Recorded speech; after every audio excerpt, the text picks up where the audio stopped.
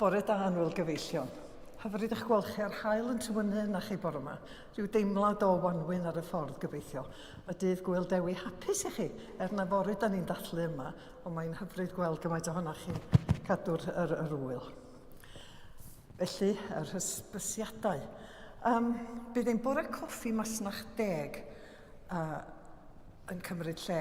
Dydd Sadwrn nesaf ar y 7fed o Mawrth yn cefnogi Big Brew, The Transform Trade, blynyddol wrth gwrs. A maen nhw'n dathlu bod nhw'n 20 mlwydd oed y tro yma. Ac hefyd, da ni'n dathlu masnach 10 yn gyffredinol. A maen nhw'n gwneud gwaith arloesol yn dydyn. Dyn mae'n dda i gefnogi hynny.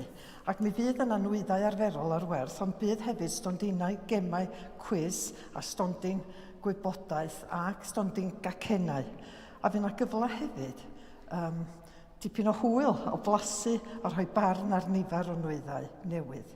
A fydd yna gyfle i chi fwynhau a chymdeithasu, a cyfle hefyd i wneud cyfraniad os da chi'n dymuno. Felly mae hwnnw ar y 7fed, dydd Sadwrn nesa. A dwi'n meddwl ein o'r 10 o'r gloch, dwi'n meddwl mae hwnnw. Ac wedyn, jyst i'ch atgoffa chi ar gawnt doniau, ac mae'r manylion i gyd ar y daflen, ymweliadau bugeiliol, rhoddion cawl a cyrsiau'r Garawys na ddechrau dydd Iau dwytha, wrth gwrs. Ac felly, dwi'n meddwl bod yna byd arall i ychwanegu, mond i ddweud bod y manylion i gyd ar y daflen. Felly, na ni gadw enid o ddistawrwydd cyn i ni barhau efo'n haddoliad y bore yma.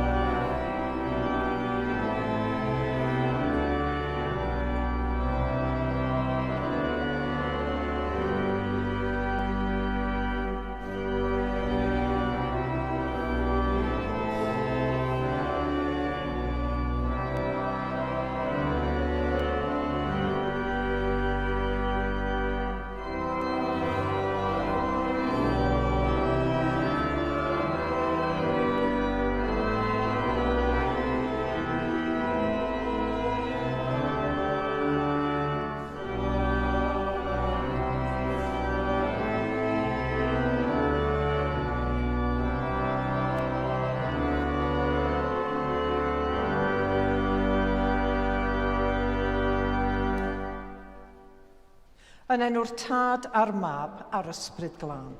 Amen. Boed i ras a thangnefedd Duw sy'n llawn tosturi a thirionedd ac sy'n ein galw i ddychwelyd ato a'n holl galon fod gyda chwi oll. Dad nefol, y mae pob calon yn agored i ti, ni allwn guddio un dim oddi wrthyt. Glanha ni a fflam dy ysbryd glân, mwyn i ni dy garu a thaddolyn ffyddlon, trwy Iesu Grist ein harglwydd. Amen. Wrth i ni ymgynnull i'r Cymun Bendigaid hwn, boed i ni ymglywed a galwad y Garawys am droedigaeth ein calonnau, tra addefwn ein pechodau, a cheisio cymod a Duw ac a'n gilydd.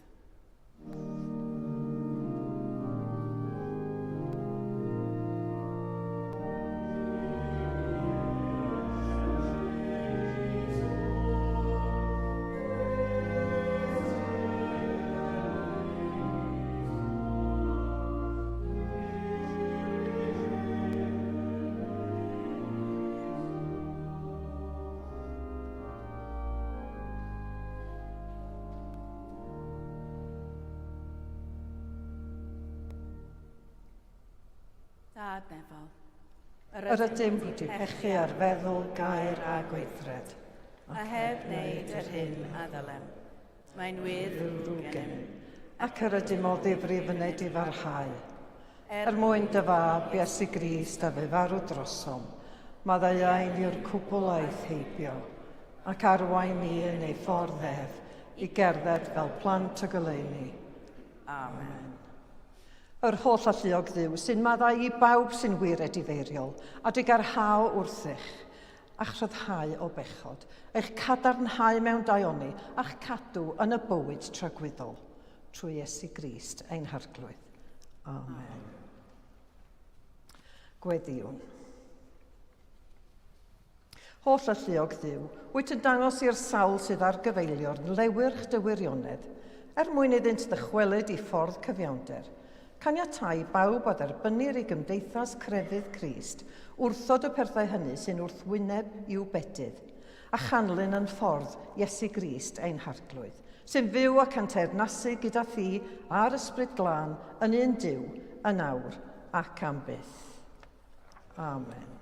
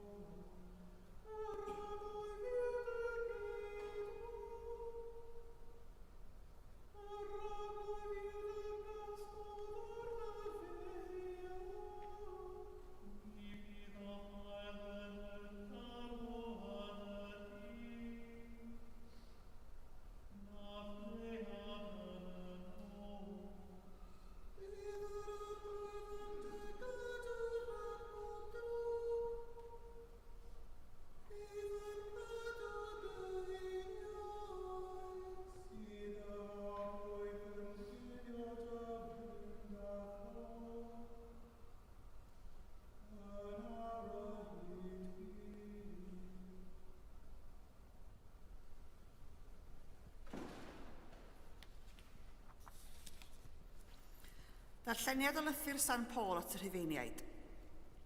Beth gan hynny a ddywedwn am Abraham, hendad ein llinach? Beth ddarganfu ef? Oherwydd os cafodd Abraham ei gyfiawnhau trwy weithredoedd, mae ganddo rywbeth i'w ffrostio ei herwydd. Ond na, ger bron Duw nid oes ganddo ddim. Oherwydd beth y mae'r ysgrythur yn ei ddweud? Credodd Abram yn niw ac fe cyfrifiwyd iddio yn gyfiawnder. Pan fydd rhywun yn gweithio, nid fel rhodd y cyfrifwyr y tal, ond fel peth ddyledus. Pan na fydd rhywun yn gweithio, ond yn rhoi ei ffydd yn yr hwn sy'n cyfiawnhau'r aniwiol, cyfrifir ei ffydd un felly yn gyfiawnder. Yma'r addewid i Abraham neu ddisgynyddion y byddai yn etifedd y byd wedi ei roi, nid trwy gyfraith, ond trwy gyfiawnder ac eir trwy ffydd. Oherwydd, os y rhai sy'n byw yn ôl y gyfraith i'r etifeddion, yna gwagedd yw ffydd, a di ddim yw'r addewid. Di gofaint yw cynnyrch y gyfraith, ond lle nad oes cyfraith, nid oes trosedd yn ei erbyn chwaith. Am hynny, rhoddwyd yr addewid trwy ffydd, mwyn iddi fod yn ôl gras, fel y byddai yn ddilys i bawb o ddisgynyddion Abraham, nid yn unig i'r rhai sy'n byw yn ôl y gyfraith, ond hefyd i'r rhai sy'n byw yn ôl ffydd Abraham. Y mae Abraham yn dad i ni gyd, fel y mae'n ysgrifnedig, yr wyf yn benodi yn dad cenhedloedd lawer, yn y Duw a ddywedodd hyn y credodd Abraham, y Duw sy'n gwneud y meirw'n fyw, ac yn galw i fod yr hyn nad yw'n bod. Dyma air yr arglwydd.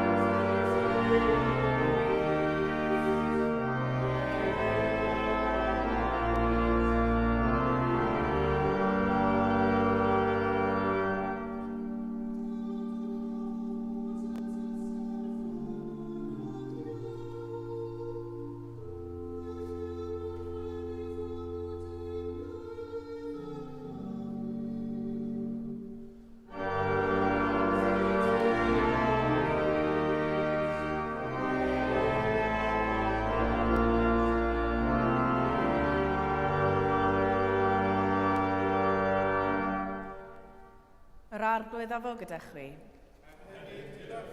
Grandewch i fengil Crist yn ôl Sant Ioan.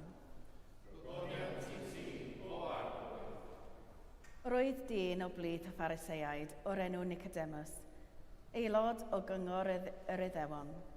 Daeth hwn at Iesu liw nos a dweud wrtho, Rabi, fe wyddom i ti ddod atom yn athro o ddiwrth Dduw. Ni allai neb wneud yr arwyddion hyn yr wyt ti'n ei gwneud, ond i bai fod Duw gydag ef. Atebodd Iesu ef, yn wir, rwy'n deud wrthyt. Ond i chaiff rhywun ei eni o'r newydd, ni all weld ternas Dduw. Meddai Nicodemus wrtho, sut y gall neb gael ei eni ac yntau'n hen? A yw'n bosibl, tybed, i rhywun fynd i mewn i groth ei fam, eilwaith, a chael ei eni? Atebodd Iesu, yn wir, rwy'n deud wrthyt, ond i chaiff rhywun ei eni o ddŵr a'r ysbryd, ni all fynd i mewn i dernas Duw. Yr hyn sydd wedi ei eni o'r cnawd yw. Yr hyn sydd wedi ei eni o'r ysbryd yw. Paid a rhyfeddu i mi ddweud wrthyt, y mae'n rhaid i'ch geni chwi o'r newydd. Mae'r gwynt yn chwythu lle yn mynd, ac yr wyt yn clywed ei sŵn. Ond ni wyddost o ble mae'n dod, nac i ble yn mae'n mynd. Felly, y mae gyda phob un sydd wedi ei eni o'r ysbryd. Dywedodd Nicodemus wrtho, sut y gall hyn fod? Atebodd Iesu ef, a thitha yn athro Israel, a wyt heb ddeall y pethau hyn. Yn wir, rwy'n deud wrthyt, mae am yr hyn a wyddom yr ydym yn siarad, ac am yr hyn a welsom yr ydym yn tystiolaethu. Ac eto, nid ydych yn derbyn ein tystiolaeth. Os nad ydych yn credu ar ôl i mi lefaru wrthych am bethau'r ddeiar, sut y credwch os llyfarad wrthych am bethau'r nef? Nid oes neb wedi ei esgyn i'r nef, ond yr un a ddisgynodd o'r nef. mab y dyn. A fel y dychafodd Moses y sarf yn yr anialwch, felly y mae'n rhaid i fab y dyn gael ei ddechaddu, mwyn i bob un sy'n credu gael bywyd tragwyddol ynddo ef. Do, carodd Duw y byd gymaint, nes iddo rhoi ei unig fab, mwyn i bob un sy'n credu ynddo ef, beidio a mynd i ddistrwy, ond cael bywyd tragwyddol. Oherwydd, nid i gymdemnio'r byd yr anfonodd Duw ei fab i'r byd, ond mwyn i'r byd gael ei achub trwy ef. Dyma efengyl yr arglwydd. Moliant i ti, o Grist.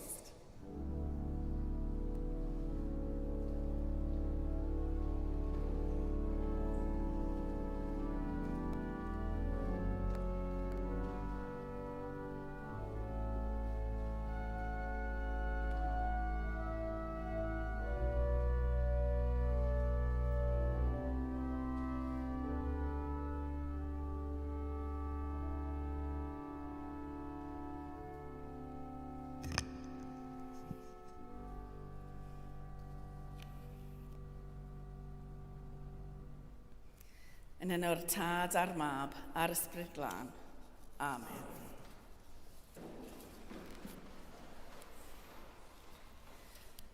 Mae'r goleuni diolch byth yn dechrau cynyddu.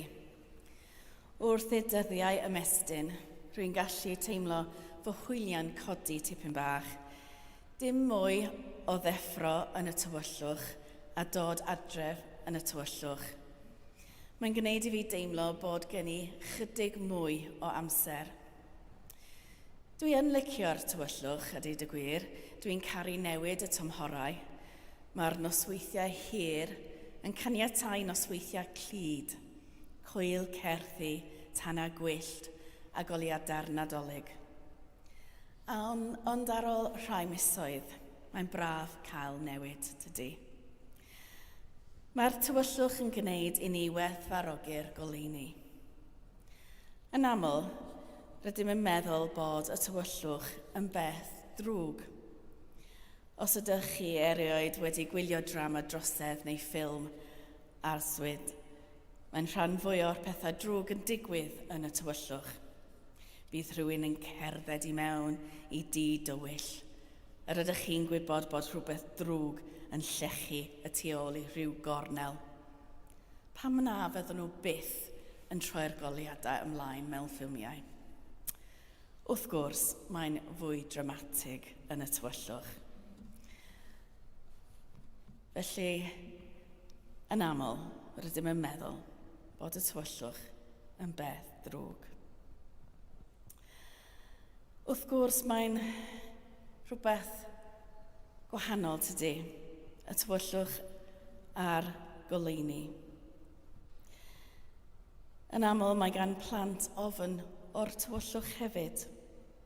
Ac hyd yn oed fel oedolion, mae'r synnau cyffredin fel pibellau'n oeri neu gymdogion yn symud o gwmpas yn swnio'n llawer mwy bygythiol nag ydyn nhw yn ystod y dydd. Fel Cristnogion, mae tywyllwch yn aml yn cael ei bortreadu fel rhywbeth bygythiol hefyd, ac rydym yn gyfarwydd a meddwl am y goleuni fel gwrthwenwyn i'r tywyllwch. Mae'r goleuni'n disgleirio yn y tywyllwch, ac nid yw'r tywyllwch wedi ei drechu, meddai Ioan. Mae'n thema Beiblaidd sy'n rhedeg drwy ein ffydd. Iesu yw goleuni'r byd. Disgleiriodd wyneb Moses ar ôl iddo gyfarfod â Duw. Pan wedd newidwyd Iesu ar ben y mynydd, disgleiriodd ei wyneb yn llachar. Mae'n hawdd meddwl bod goleuni'n dda a mae'r tywyllwch yn ddrwg. Ond nid dyna'r stori gyfan. Mae llawer o bethau da yn digwydd yn y tywyllwch, yn enwedig yn y Beibl. Roedd tywyllwch dros wyneb y dyfnder cyn i Dduw dechrau creu, ond roedd Duw eisoes yno yn y tywyllwch. Mae Eseia yn siarad am drysorau tywyllwch. Mae'n awgrymu bod Duw yn aml yn cuddio mewn lle dirgel cyn i bethau gael ei dwyn i'r goleuni. Gall tywyllwch hefyd ddarparu lle heb dyniadau lle gall pobl ganolbwyntio'n llwyr ar Dduw. Felly, gwelyn Iesu yn cilio i leoedd unig a dywyll i weddio. A cyn i wyneb Moses ddisgleirio ar ôl siarad â Duw, fe aeth i mewn i'r tywyllwch trwchus i'w gyfarfod. Hyd yn oed y myd natur, mae angen tywyllwch a lawer o hadau a phlanhigion i ddatblygu a thyfu. Gall y tywyllwch fod yn amser gorffwys ac amser o adeiladu ymddirieddaeth. Mae llawer o achubiadau dramatig yn y Beibl yn digwydd yn y tywyllwch. Mae Iesu'n cerdded ar y dŵr yn y nos, a chybir Paul a Silas o'r cachar yn y tywyllwch. Mae tywyllwch yn rhan hanfodol o'n bywydau. Nid yw tywyllwch yn gwbl drwg, ond yn hytrach yn fan lle gall pethau gael eu cuddio wrth iddynt datblygu ac yn tyfu. Mae'n fan lle gallwch gyfarfod â Duw heb i ddisgleirdeb Duw eich llethu. Daeth Nicodemus at Iesu yn y tywyllwch oherwydd ei fod yn ofnus. Roedd arno ofn cael ei weld yn siarad ag Iesu. Roedd yr arweinwyr crefyddol eisoes yn amheus o Iesu. Gallai unrhyw un a oedd yn gysylltiedig ag ef fod yn fygythiad hefyd. Felly, daeth Nicodemus yn y tywyllwch mwyn peidio a chael ei weld, mwyn bod yn gudd. Weithiau rydym angen y cyfnod hwnnw o guddio, amser i ddatblygu ac i dyfu fel Cristnogion. Mae gennym cwestiynau i'w gofyn ac mae'r cwestiynau hynny'n gallu bod yn haws i'w gofyn yn y tywyllwch, fel y gnaeth Nicodemus. Fel arfer, Nicodemus oedd yr athro, y person yr oedd pobl yn mynd ato am atebion am Dduw, ond roedd rhywbeth am Iesu wedi ei ddrysu. Roedd wedi gweld yr arwyddion. Roedd yn gwybod ei fod o Dduw, ond roedd Iesu'n mynd yn erbyn y rheola yr oedd Nicodemus wedi ei dysgu fel rhai hanfodol. Rheolau a drosglwyddwyd gan Dduw. Ac felly daeth yn y tywyllwch, lle rofeddu a dysgu, lle o dwf. Ond nid yw Nicodemus yn aros yn y tywyllwch. Rhywbeth a ddywedodd Iesu a'i perswadiodd. Yr eildro y deion ar ei draws, mae'n sefyll ger bron ei gifoeswyr yn dadlau yn erbyn condemnio Iesu heb dreol. Yna, ar ôl marwolaeth Iesu, mae Nicodemus yno i ofalu am ei gorff gyda sbeisus drud i'w lapio. Yn awr dywyllaf Iesu, roedd Nicodemus yn oleuni. A heddiw, wrth gwrs, rydym yn dathlu Dewi Sant. Nawdd Sant Cymru.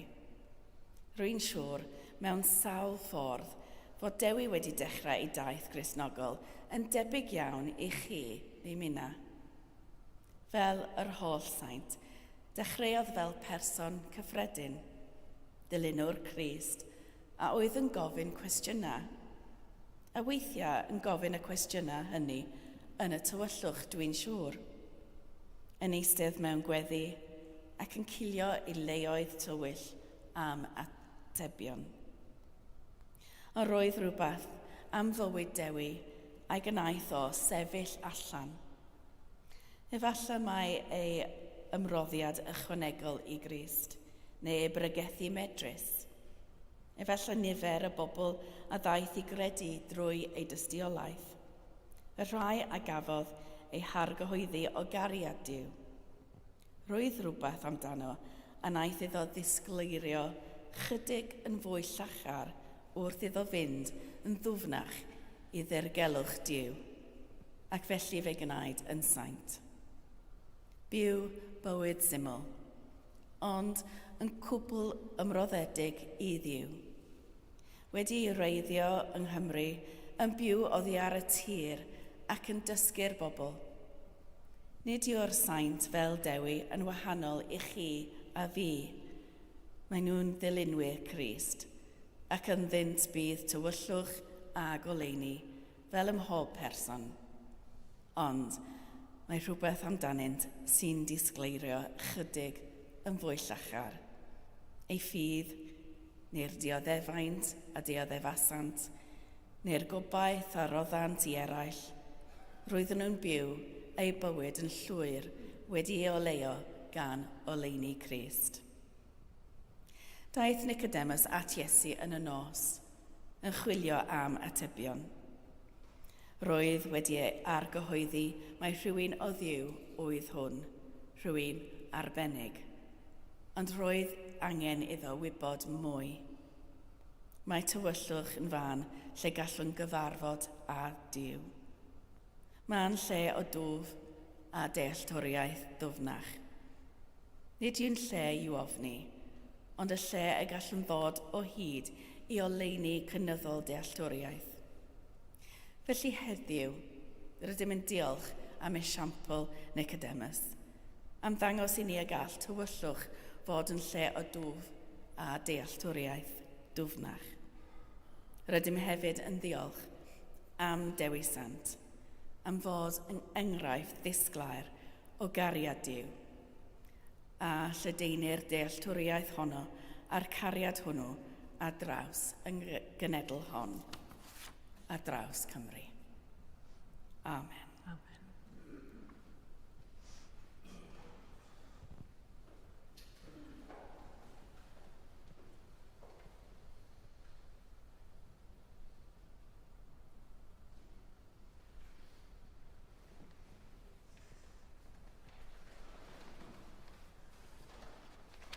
Ac iddywedwn, credon i Cia. Credwn yn un Duw, y Tad yr holl alluog, gwneud ffurwr neb a dear, a phob peth gweledig ac anweledig. Credwn yn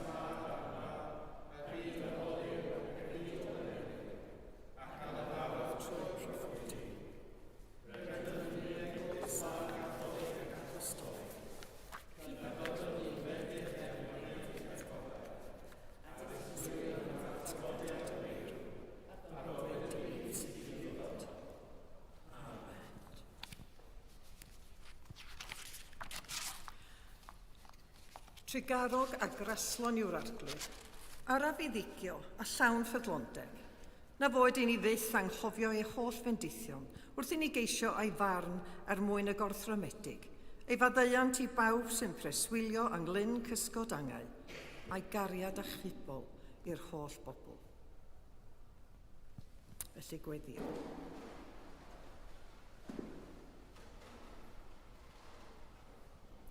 Arglwydd, fel y datgyddwyd dy air o ddyddiau Abraham hyd ar amser hwn, gwna ni'n ffyddlon yn ein cenedlaeth, i gredu dy addewidion a dilyn arweiniad dy ysbryd glân, wrth i ni fyfyrio mewn ffordd ystyrlon yn ystod tymor y Garawys hwn. Mewn ymddirieddaeth a chariad, rydym yn dod ger dyfron gyda'n pryderon dros yr eglwys a'r byd.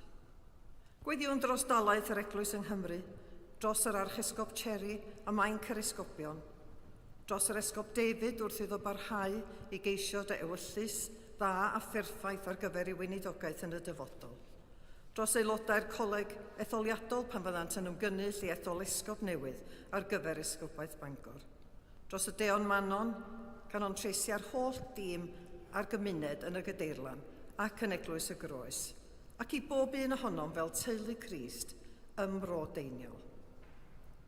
Duw sanctaidd, dosturi a chariad, rydym yn dwyn ger dyfron yr rhai sy'n ei chael hi'n anodd credu ac ymddiried mewn Duw cariadus ffyddlon. Rydym yn dwyn ger dyfron yr rhai sy'n dysgu'r ffydd, pawb sy'n pregethu ac yn rhannu'r newyddion da, gan gydnabod bod gan bob un ohonom weinidogaeth i'w harfer fel disgyblion Crist, wedi derbyn rhoddion a roddwyd gan Dduw i'w hymarfer a'i rhannu ag eraill.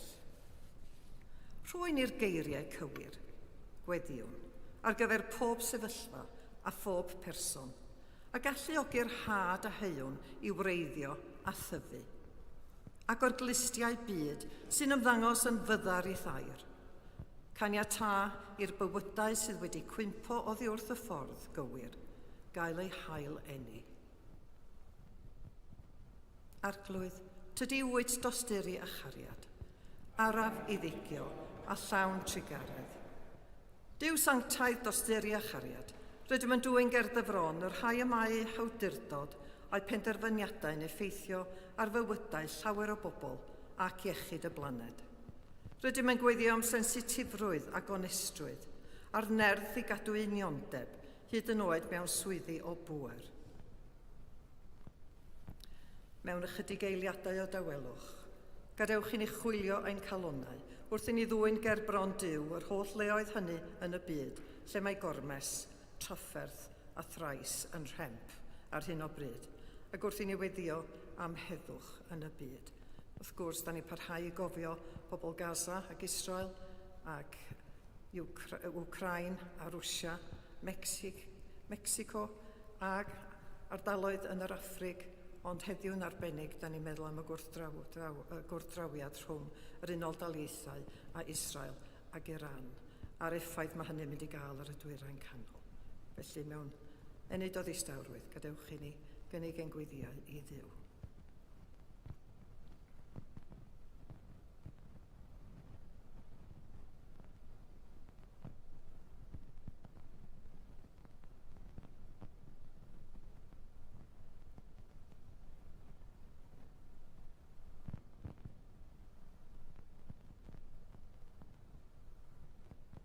Erfynion adnat o Dduw am heddwch yn dy fyd.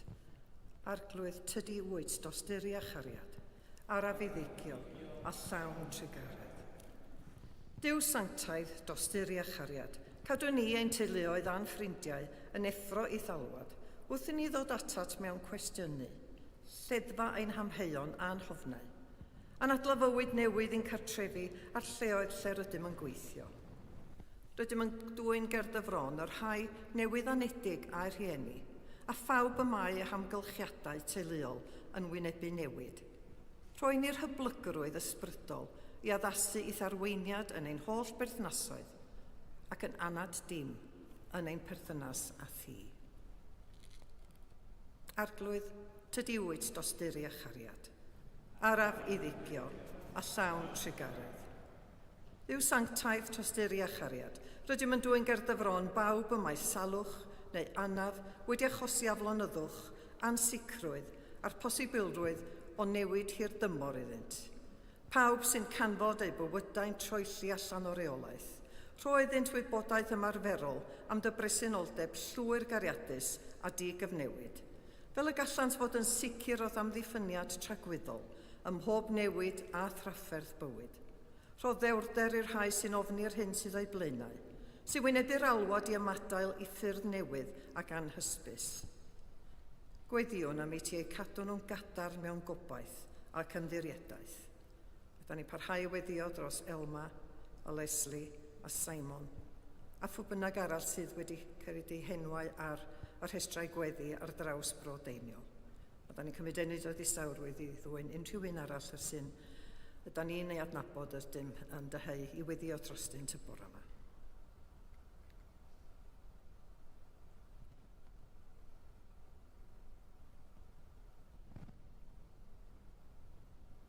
Arglwydd, tydi wyd dosturi a chariad, araf ei ddeigio a llawn trigaredd. Dyw sanctaidd dosturi a chariad, rydym yn dod ger dyfron ac yn cyflwyno eithgariad a trigaredd bawb sydd wedi gwneud y daith trwy farwolaeth, yn enwedig unrhyw un sydd wedi marw heb baratoi. Diolchwn i ti am dy ddealltwriaeth a dosturi a gweddiwn y gallant adnabod maddeuant, heddwch a llawenydd y nefoedd. Dy roeddynt hwy, ac i'r holl fyddloniaid yma dywedig, y bywyd tragwyddol a ddawyd gan ein harglwydd Iesu. Una ein gweddiau a hwy, a chyda'r rhai sydd wedi credu yn dy air drwy'r holl oesoedd. Mewn enid o ddistawrwydd gadewch i ni ddwyn i gof, y rhai o'n cymuned neu y rhai ar y dimni neu adnabod sydd wedi ymadael ar bywyd hwn yn ddiweddar, neu y mae ei gwyl ei ymadawiad yn disgyn ar yr amser yma.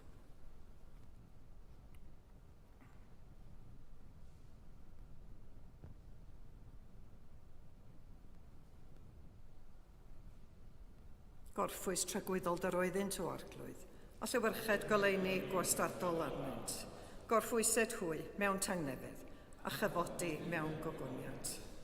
Wrth i ni gofio a diolch am ei nawthsant dewisant, a fe farwn y flwyddyn 589 ôl Crist, rydym yn cofio ei eiriau olaf i'w ddilynwyr mewn pregaeth ar y Sul blaenorol, pan ddywedir wrthynt. Byddwch lawen, a chadwch eich ffydd a'ch cred, a gwnewch y pethau bychain, a glywsoch ac y gwelsoch fi yn ei gwneud.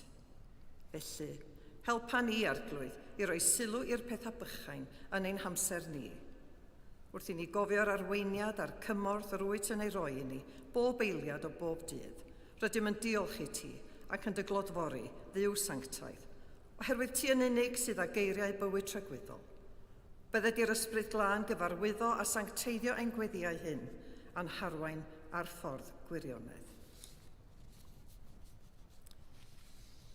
Arglwydd Dduw, yr wyt yn gyfeithog mewn trigaredd, erfyniwn am dy drigaredd y nawr wrth i ni weddio dros yr eglwys a'r byd. Tywall dy fendeithion arnom fel y glynom yn ffyddlon wrth dy air. Gofon nhw'n hyn, drwy Iesu Grist ein harglwydd. Amen.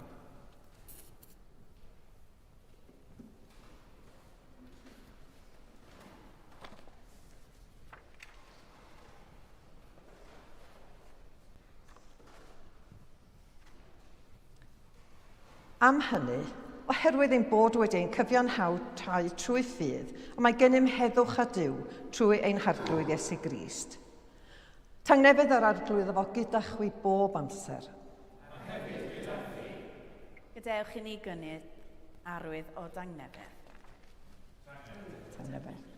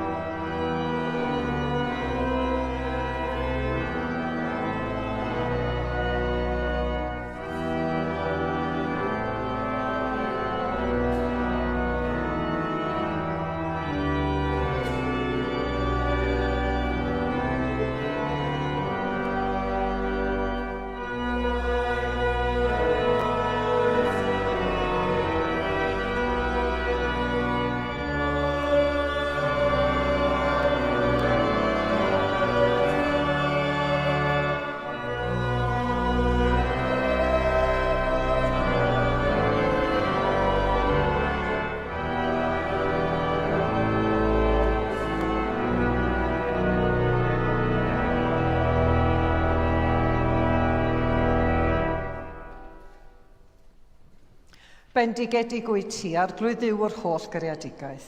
Trwy dy ddaioni mae gennym y bara hwn i'w offrymu. Rhodd y ddeiar a gwaith dwylodynnol. Fe ddaw i ni ymfara'r bywyd. Bendigedig fyddo Duw am wyth. Bendigedig wyt ti ar glwyddiw o'r holl gariadigaeth. Trwy dy ddaioni mae gennym y gwyn hwn i'w offrymu. Ffrwyth y wynwydden a gwaith dwylodynnol. Fe ddaw i ni yn ddiod ysbrydol. Bendigedig fyddo Duw am byth. Yr arglwydd a fo gyda chwi. Dyrchefwch eich calonnau. Diolchwn i'r arglwydd ein Duw. Iawn yn wir, ein dyletswydd a'n llawenydd, bob amser ac ym mhob lle, yw diolch i ti, Dad sanctaidd, holl alluog a bythfywiol dduw, trwy Iesu Grist ein harglwydd. A brofwyd ym mhob peth, ond na phechodd, trwy ei ras medrwn drechu pob dyrgioni, a byw mwyach nid i ni ein hunain, ond i'r un a fu farw trosom ac atgyfodwyd. Felly yma ar y ddeiar, a chyda'r angylion, a'r archangylion, a phawb yn y nefoedd, molianwn dy enw a chanu.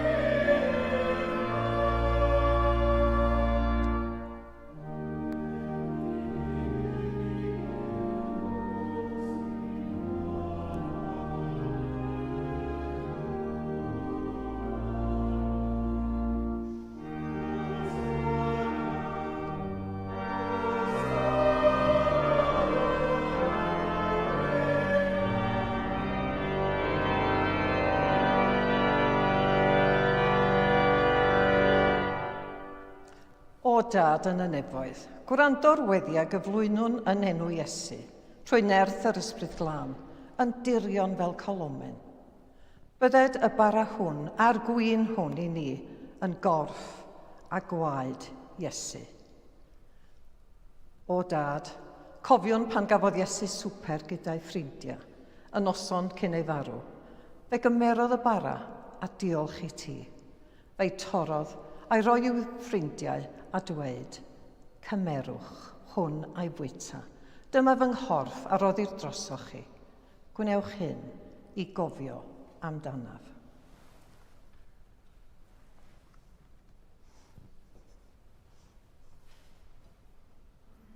Ar ôl swper fe gymerodd y cwpan gwyn. Diolchodd i ti a'i roi i'w ffrindiau a dweud, yfwch o'r cwpan hwn, bob un ohonoch. A mae hwn yw fy ngwaed, yr addewid newydd o gariad Duw. Gwnewch hyn bob tro ar y bwchef i gofio amdanaf.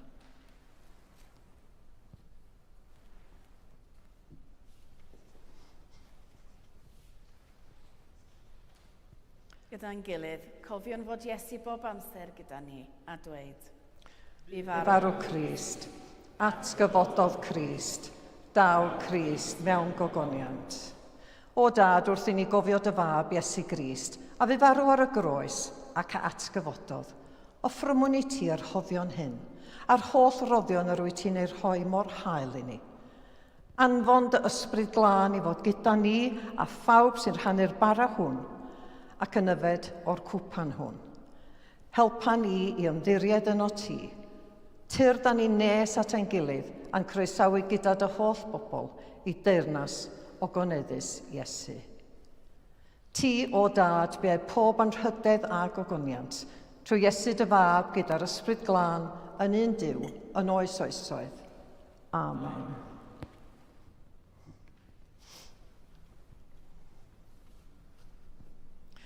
Fel y dysgodd ein hiachawdwr ni, gweddiwn yn hyderus. Ein tad, yr ynwyd yn y nefoedd, sancteiddau'r dy enw, dela dy deyrnas, meler dy ewyllus, megis yn y nef, felly ar y ddaear hefyd, dyroi ni heddiw ein bara benyddiol, a maddau ni ein dyledion, fel y maddeuwn ni na ein dyledwyr, ac na carwain ni brafedigaeth, eith i'r gorwedd ni rhag drwg, caneseiddo tir dernas, a'r gallu a'r gogoniant, yn oes oesoedd. Amen. Yr ydym yn torri'r bara hwn i rannu yng nghorff Crist. A ni'n ein llawer, un corff ydym, gan ein bod ni o oll yn rhywbeth.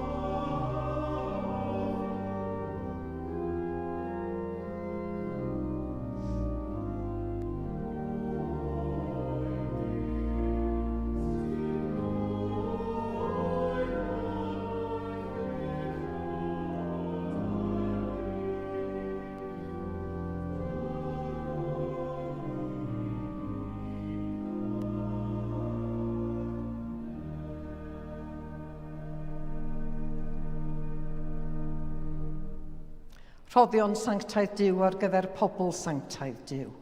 Y mae Iesu Grist yn sanctaidd. Y mae Iesu Grist yn...